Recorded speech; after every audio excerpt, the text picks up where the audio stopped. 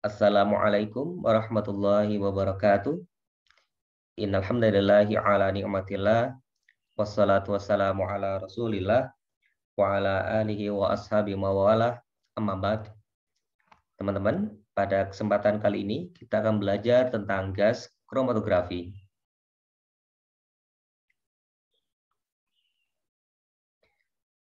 Pada kesempatan kali ini kita akan belajar tentang definisi dan pemisahan pada gas kromatografi, jenis-jenis kolom, detektor, dan teknik elusi pada gas kromatografi.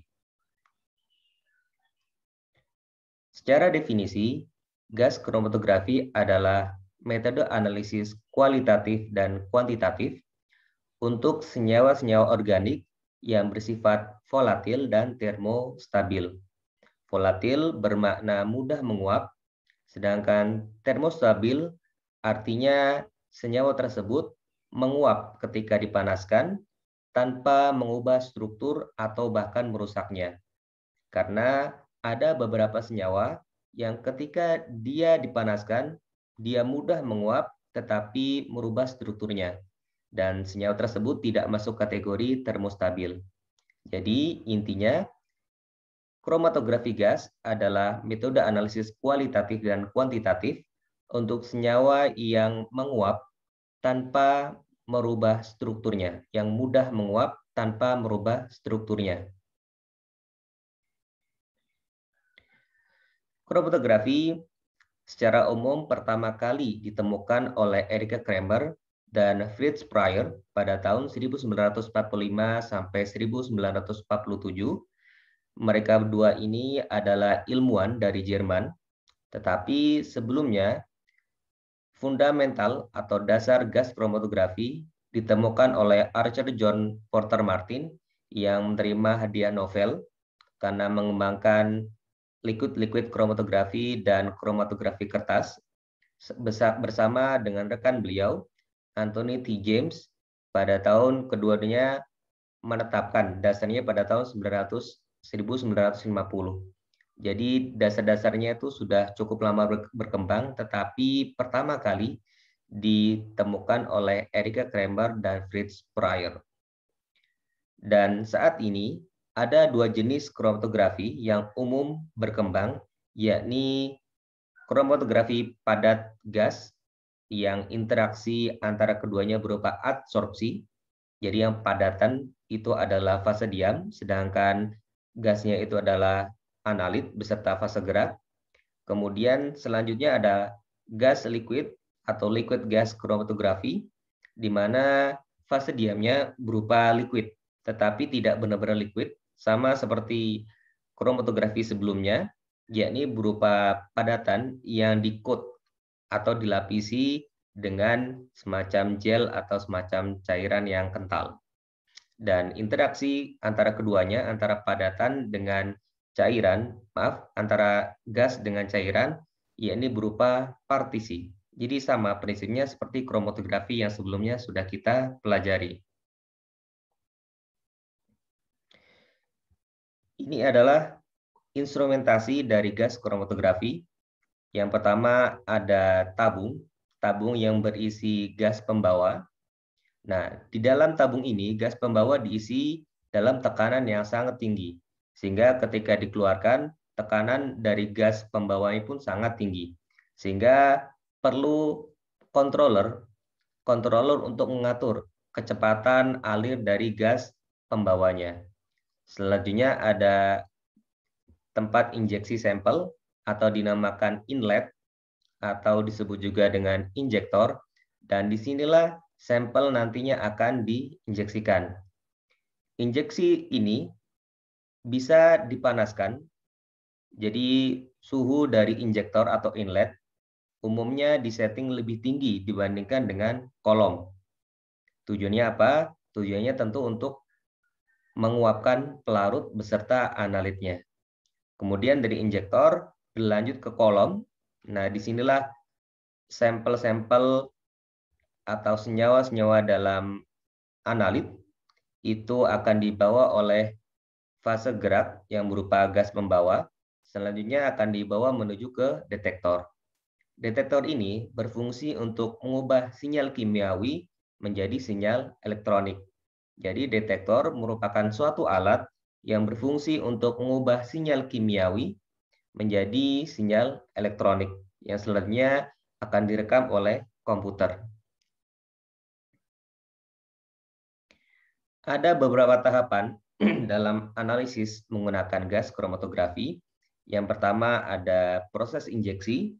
Jadi injeksi ini dilakukan dengan syringe, jadi dengan menggunakan micro syringe yang selanjutnya diinjeksikan pada injektor atau bisa juga menggunakan auto sampler. Selanjutnya ketika setelah sampel diinjeksikan di injektor, maka injektor akan memanaskan sampel beserta solvennya sehingga terjadi penguapan baik pelarut maupun analitnya. Hal ini dilakukan untuk mencegah terjadinya kondensasi atau sampel atau analit yang tidak menguap karena ini berprinsip menggunakan gas. Jadi semua analit maupun solvennya harus diubah dalam bentuk gas. Nah, setelah berubah menjadi gas, maka analit maupun solvennya semuanya akan dibawa oleh gas pembawa menuju ke kolom, dan dari kolom akan dibawa menuju ke detektor untuk diubah menjadi sinyal elektronik, yang mana sinyal elektronik itu linear dengan konsentrasi dari analitnya. Pemisahan pada gas kromatografi disebabkan oleh dua faktor utama. Yang pertama adalah perbedaan titik didih. Ini adalah faktor pemisahan yang utama, dan hal ini terjadi di injektor. Selanjutnya, interaksi antara analit dengan kolom. Ini merupakan faktor sekunder karena tidak signifikan sebenarnya antara interaksi antara sampel dengan fase gerak karena sampelnya itu berupa gas. Selain itu didorong dengan fase gerak dalam kecepatan yang cukup tinggi sehingga interaksinya sebenarnya tidak terlalu signifikan. Sehingga faktor utama pemisahan pada gas kromatografi adalah perbedaan titik didih. Kemudian interaksi antara kolom dengan analit itu masih sama, tapi karena ini hanya berupa adsorpsi dan partisi, maka interaksinya hanya berupa van der Waals untuk partisi dan ikatan hidrogen untuk adsorpsi. Nah, beberapa jenis senyawa atau senyawa apa saja yang bisa dianalisis dengan menggunakan GC, maka di sini disebutkan bahwa secara umum mereka harus bersifat volatil dan stabil pada temperatur 50 sampai 300 umumnya itu, tapi bisa lebih, bisa sampai 500 atau bahkan 600, tapi sangat jarang. Dan senyawa-senyawa yang bisa dianalisis umumnya semua jenis gas, kemudian semua jenis senyawa organik yang tidak terion, atau mengandung karbon yang kurang dari 25, jadi maksimal 25 maaf. Dan selanjutnya adalah organometallic compound atau senyawa yang dia memiliki unsur logam yang terikat pada senyawa organik. Selanjutnya kolom kromatografi. Ada dua jenis kolom kromatografi. Yang pertama adalah packed kolom, dan yang kedua adalah kolom kapiler. Packed kolom adalah kolom tipe lama. Ini bentuknya yang berupa tabung yang terbuat dari stainless steel. Nah, sedangkan capillary kolom adalah kolom yang banyak digunakan. Ini sebut saja kolom masa kini, yang ini bentuknya seperti benang yang diisi oleh fase diam. Nah, selanjutnya kolom kapiler itu berdasarkan bentuk fase diamnya, bagaimana fase diam dimasukkan ke dalam kolom kapiler, dibedakan menjadi Wacott, Plot, dan Scott. Nah, ini adalah ciri khas dari packed kolom. Jadi PEC kolom itu merupakan kolom jenis lama sehingga memiliki resolusi yang rendah. Kemudian ukurannya itu berkisar 1 sampai 10 meter dengan diameter 0,2 sampai 0,6 cm dengan jumlah N itu sekitar 1000 plate per meter.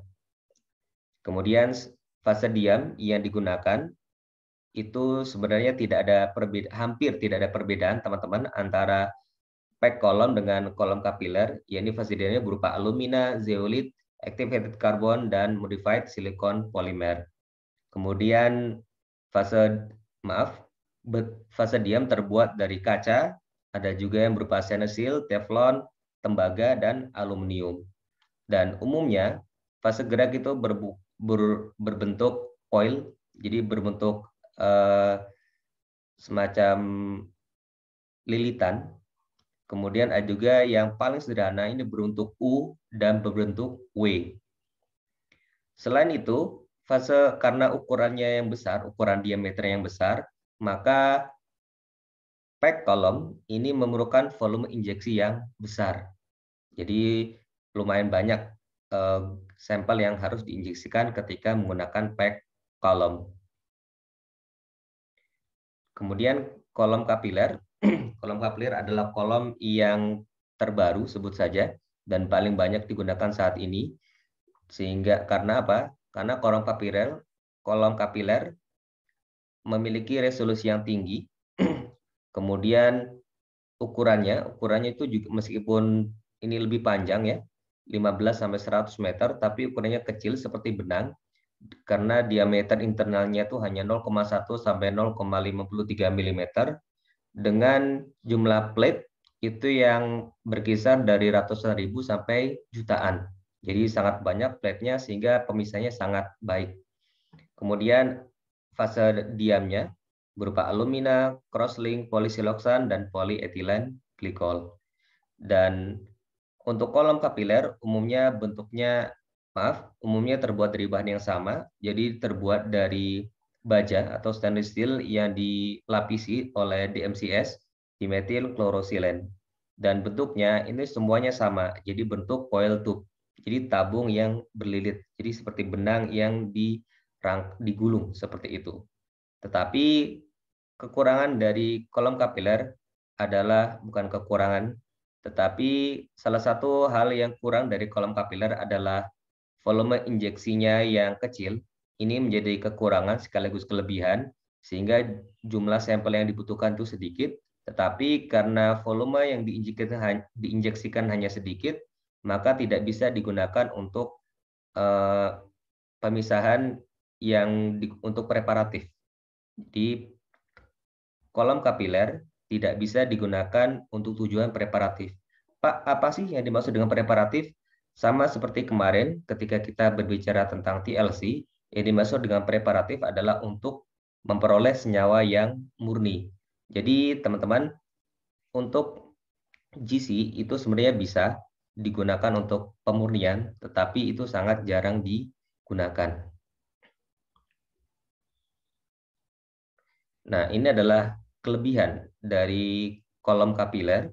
Yang pertama, analisisnya lebih cepat, kemudian lebih efisien, kemudian inertness yang lebih baik, kemudian umurnya lebih panjang, kecil kemungkinan untuk terjadi bleeding. Yang dimaksud dengan bleeding adalah hilangnya fase diam karena proses elusi sehingga nanti dia masuk ke detektor, itulah dinamakan dengan bleeding. Kemudian reproduksibilitas yang lebih baik, kemudian resolusi yang lebih tinggi, tetapi kekurangannya mungkin hanya ini, yakni kapasitasnya lebih kecil sehingga kurang cocok untuk tujuan preparatif. Teman-teman, ini adalah bentuk-bentuk dari isian atau fase diam yang dimasukkan ke dalam kolom kapiler. Ada yang berupa Wacott, Plot, dan Scott. Apa itu Wacott? Wacott adalah wall pot open tubular. Jadi teman-teman, Wacott ini seperti yang teman lihat di gambar, ini adalah dinding dari kolom kapiler. Nah, dinding dari kolom kapiler ini kemudian dilapisi oleh fase diamnya, di mana fase diam ketebalannya 0,1 sampai 5 mikron, dengan jumlah fase diam, dengan jumlah plate sekitar 5.000 plate per meter. Selanjutnya ada plot. Nah, plot ini adalah porous layer open tubular. Jadi pada dinding fase diam, pada dinding pipa kapiler atau dinding capillary column atau kolom kapiler itu diberi bola-bola ini. Bola-bola ini adalah fase diam, teman-teman, dan bola-bola ini itu berpori. Jadi sebenarnya ada pori-pori di sini. Nah, inilah kenapa disebut porous layer open tubular.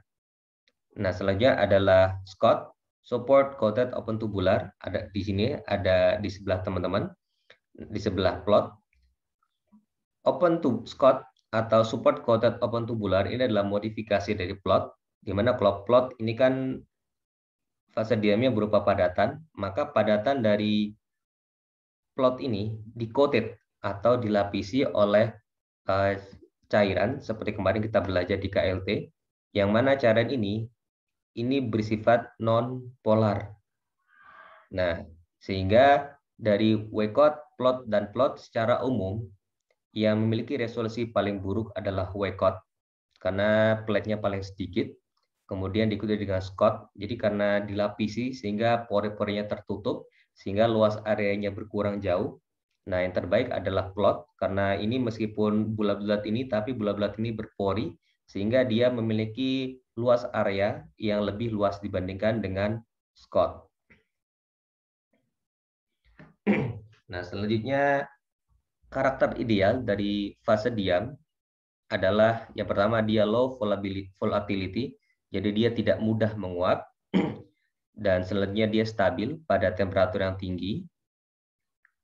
Kemudian dia bersifat inert atau berinteraksi secara reversible.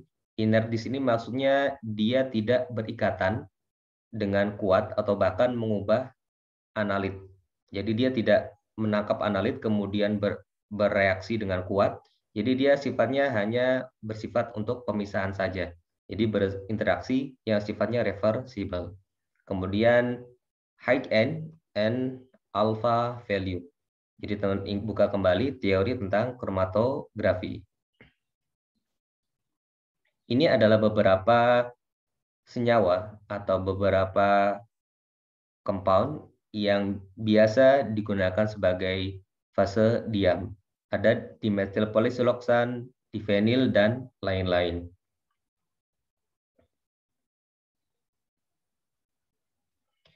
Kemudian, karena fase gerak didasarkan, karena gas kromatografi itu sangat bergantung pada temperatur. Jadi teman-teman tadi saya sudah jelaskan bahwa hal utama yang menyebabkan pemisahan pada gas kromatografi itu adalah titik didih, sehingga temperatur sangat berperan penting dalam pemisahan. Maka di sini setting temperatur itu sangatlah penting karena bisa mempengaruhi pertama kecepatan dari elusi. Jadi temperatur yang tinggi, semakin tinggi temperatur itu akan semakin mempercepat proses elusi. Dan semakin rendah temperatur maka akan semakin memperlambat elusi. Yang kedua, sensitivitas. Sensitivitas sebenarnya terkait pemisahan. Semakin bagus pemisahan, maka bentuk puncaknya akan semakin tajam. Nah, sehingga akan semakin meningkatkan sensitivitas. Sehingga ketika pemisahannya tidak bagus, maka bentuk puncaknya itu tidak tajam, maka itu akan berpengaruh ke sensitivitas. Dan selanjutnya resolusi. Nah, ini kalau di sini, kalau semakin cepat elusi, maka dia akan menurunkan resolusi. Nah, semakin rendah temperatur, maka akan meningkatkan, menurunkan, Jadi di sini resolusi, semakin rendah temperatur akan meningkatkan resolusi. Sehingga ini akan berbanding terbalik dengan kecepatan elusi. Kalau elusi kan semakin cepat, semakin tinggi, maka elusi akan semakin cepat, tetapi justru akan menurunkan resolusi. Nah, sebaliknya ketika temperaturnya rendah, elusinya lambat tetapi akan meningkatkan resolusi. Nah, hal inilah yang menyebabkan setting temperatur sangatlah penting. Jadi tidak boleh terlalu tinggi, tidak boleh pula terlalu rendah. Dan untuk teknik pengaturan temperatur, ada dua teknik yang digunakan atau sebut saja ini teknik elusi ya. Yang pertama, yakni isotermal, yakni elusi yang dilakukan pada temperatur yang tetap. Jadi selama proses elusi, temperaturnya tidak berubah. Sedangkan yang kedua adalah temperatur programming. Temperatur programming adalah pengubahan atau variasi dari temperatur yang digunakan selama proses elusi. Bisa peningkatan secara konstan, misalkan menit pertama sampai menit ke-10 proses elusi itu konstan meningkatnya 10 derajat Celcius per menit. Atau bisa juga kita variasikan, misalkan menit pertama sampai menit kedua menaiknya 10 derajat Celcius. Tetapi menit kedua sampai menit keempat itu tetap, menit keempat sampai kelima itu meningkat, tetapi misalkan 20 derajat. Jadi ini bisa bervariasi, teman-teman. Tujuannya apa? Tujuan dari temperatur programming adalah ketika analit yang kita pisahkan, itu perbedaan titik didihnya terlalu jauh atau bahkan terlalu dekat.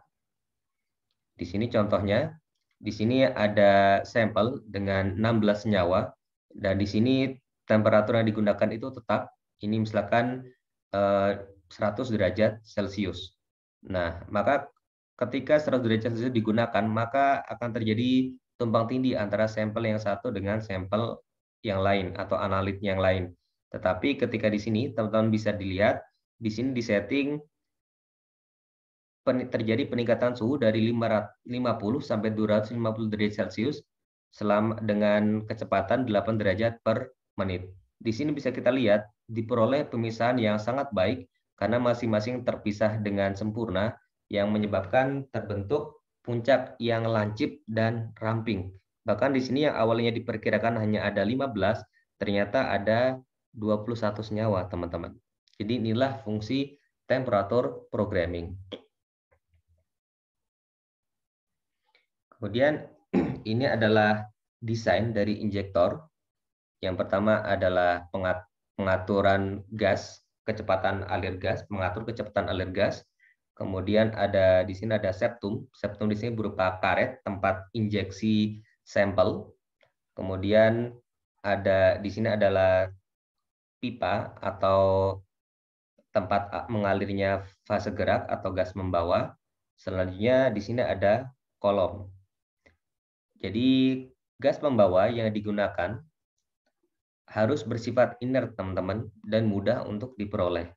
Jadi perbedaan antara gas kromatografi dengan kromatografi lainnya, baik itu TLC kemarin ataupun HPLC nantinya adalah fase gerak pada gas kromatografi itu dia tidak dia tidak memengaruhi proses pemisahan. Jadi dia tidak mempengaruhi interaksi antara analit dengan fase diamnya. Jadi tidak ada pengaruhnya.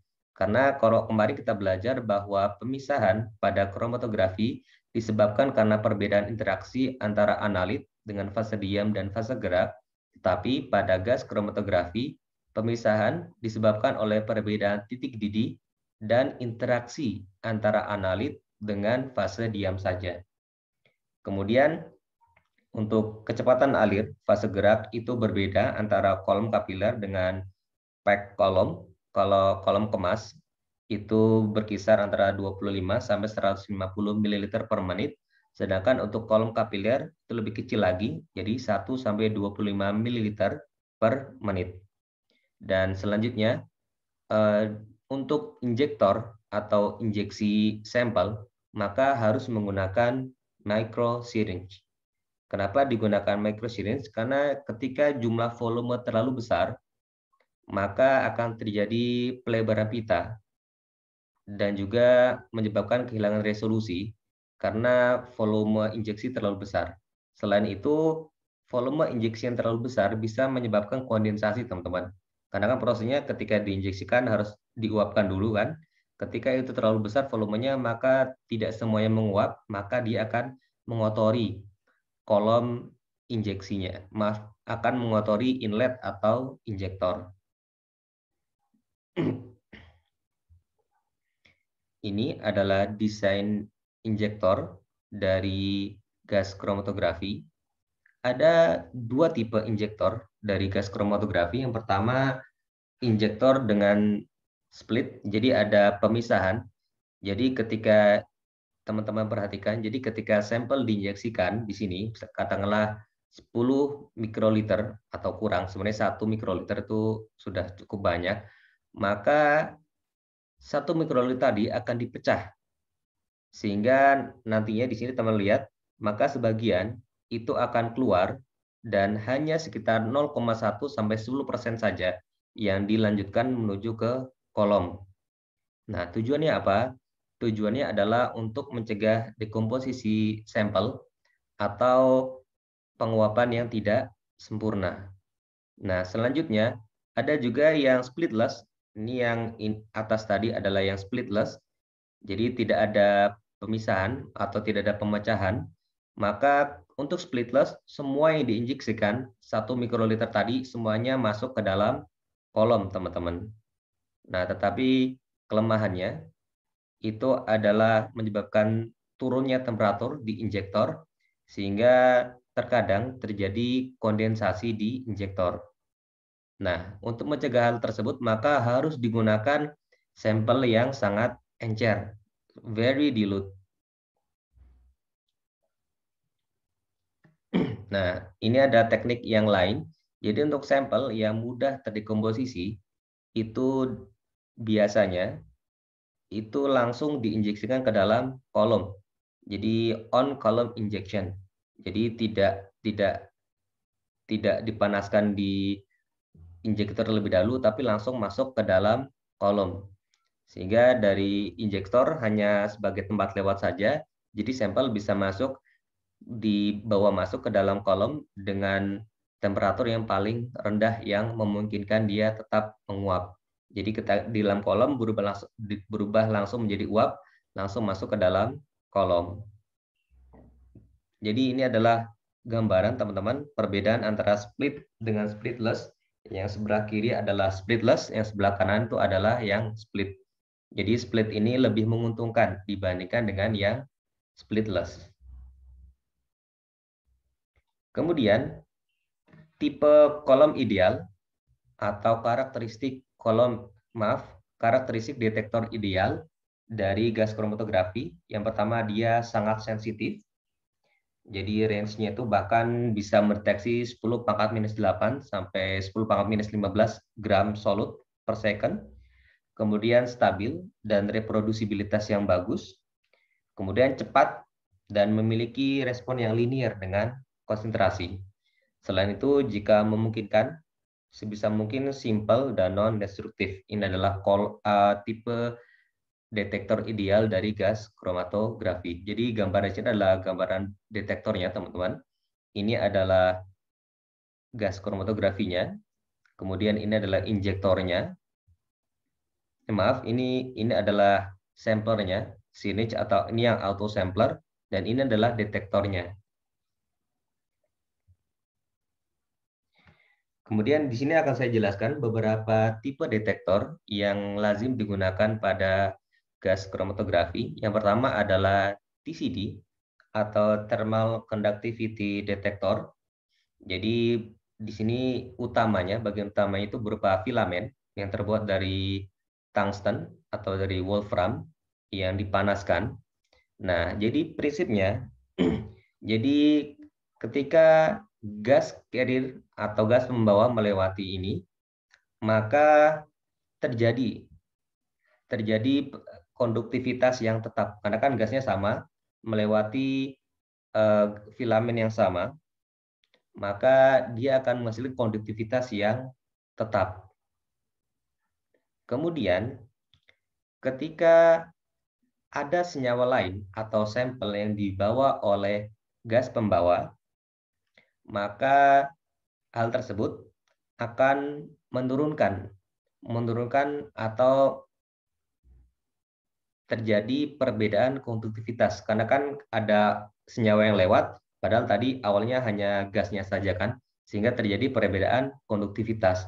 Nah, perbedaan konduktivitas itulah yang akan dideteksi oleh detektornya. Jadi terjadi perbedaan. Jadi misalkan yang lewat itu misalkan orang Indonesia saja, tetapi tiba-tiba ada orang luar negeri yang lewat. Nah, itu kan pasti akan langsung terbaca oleh detektor. Itulah gambaran sederhana dari thermal conductivity detector. Nah, detektor ini isinya berupa filamen yang terdiri dari empat filamen.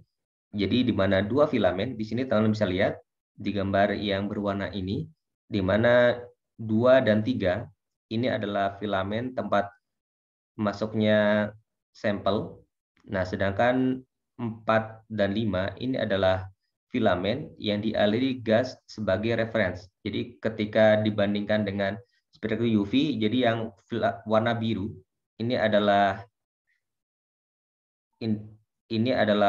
kontrol, sedangkan yang warna kuning ini adalah yang sampel. Atau mohon maaf, yang warna biru ini adalah blanko, gambarnya seperti itu. Sedangkan yang warna kuning ini adalah sampel. Jadi ada 2 jenis filamen. Jadi yang pertama reference, yang warna biru, dan yang kuning ini adalah yang sampel. Kemudian ada FID atau Flame Ionization Detector. Nah, kalau Flame Ionization Detector ini prinsipnya adalah ketika ada senyawa masuk dari kolom, maka senyawa tersebut akan dibakar, teman-teman. Akan dibakar, jadi ada api di dalam detektornya, sehingga berubah menjadi CHO. Jadi berubah menjadi karbon yang radikal, CHO+. Nah, selanjutnya CH+ ini akan dikoleksi atau dibaca di kolektor yang berupa katode tadi. Nah, semakin banyak CHO, maka akan dibaca semakin tinggi puncak atau band yang dihasilkan. Di mana untuk FID, detektornya itu tidak sensitif untuk air, karbon dioksida, SO2 maupun untuk nitrogen oksida. Tetapi senyawa-senyawa detektor ini itu bermanfaat untuk senyawa-senyawa yang banyak mengandung karbon seperti karbonil, alkohol, halogen, dan asam amino, maaf.